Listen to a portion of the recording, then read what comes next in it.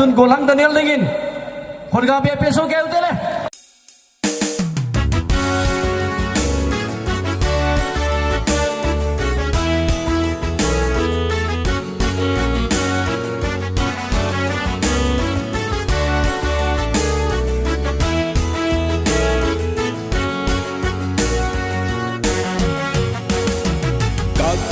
Pinahi, kabi na nahi,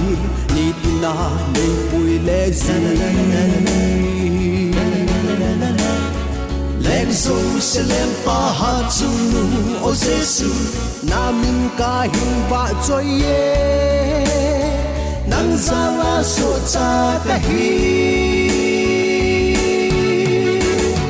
Kipa na sayla oy nang makabajoye.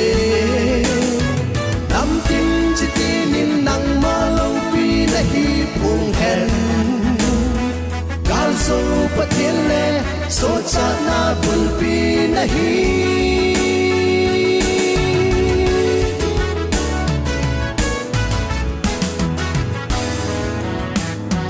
kamun na nahi e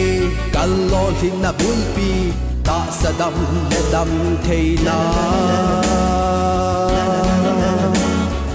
va chơi đi ngã lom o thăng va đi ngã lom na phat na va chơi inge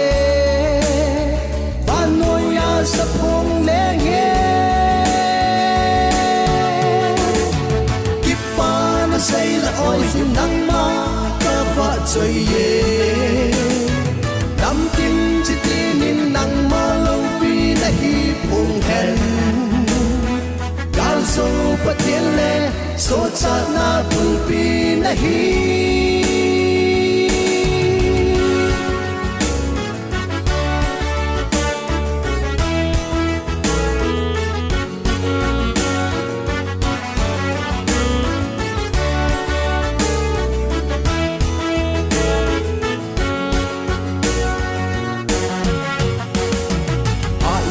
de hat na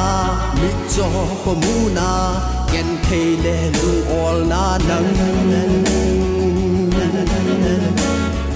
zaga nu lepa jon se ai dam pa na phat na alam dang ye alo pi na tu bol ho kipa na say la oi sin nang ma ka va chơi ye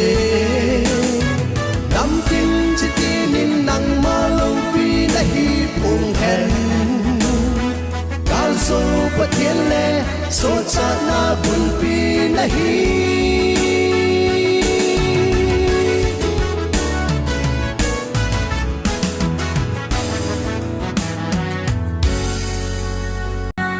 tungking to thoa awa choi lai sa naw pathinin e hozo sitingin phathei bo ta hen kunhang Daniel sunga ki pa thui phongon